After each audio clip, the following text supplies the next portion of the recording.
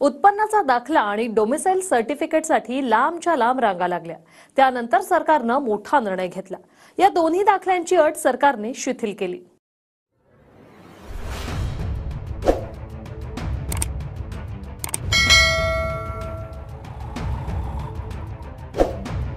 सरकारने महिन्याला 1500 रुपये देणारी लाडकी बहीण योजनेची घोषणा केली आणि नोंदणीसाठी गावागावात तहसीलच्या ठिकाणी रांगाच्या रांगा लागतायत।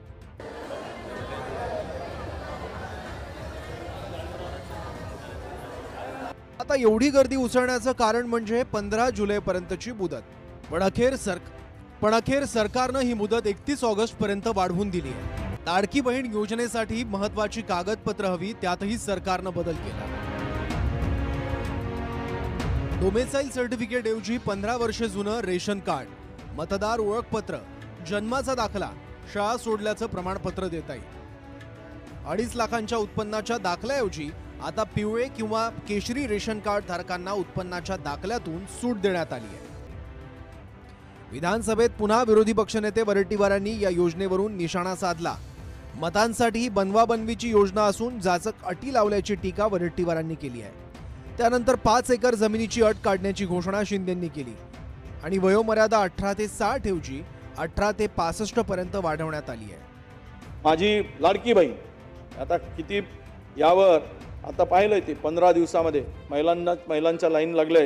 हे ज्या त्यामध्ये ज्या अटी घातल्या जाचक अटी, त्या अटी जर पहा GR मधल्या सरकारने पात्र ठरण्यासाठी ज्या अटी बघितल्या ते लबाडाचं घरचं आवतं नाही। खरं म्हणजे फार बनवाबनवी आहे।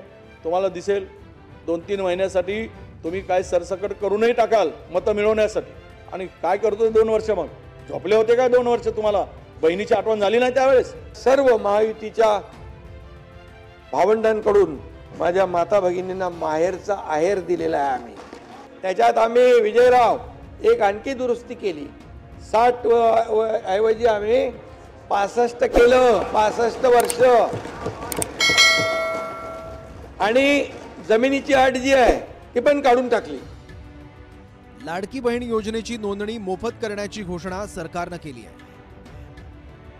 तर काही ठिकाणी कागदपत्रांसाठी पैशांची लूट सुरू असल्याचं व्हिडिओ समोर आले आहेत। अमरावतीच्या वरुड तालुक्यातील सावंगी इथल्या तलाठीच्या कार्यालयातच महिलांकडून 50 रुपये कागदपत्रांसाठी घेत असल्याचं समोर आलं।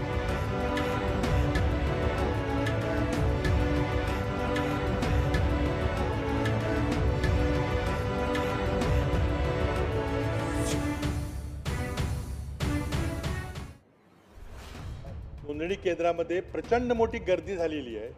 तिथे स्टॅम्पीड सारखी परिस्थिती निर्माण झालेली आहे। एका महिलेला उत्पन्नाचा दाखला काढायला 700 800 रुपये मागितले जातात। 100 रुपयाचं स्टॅम्प पेपरचा तुटवडा झालेला आहे। अनेक त्रुटी आहेत।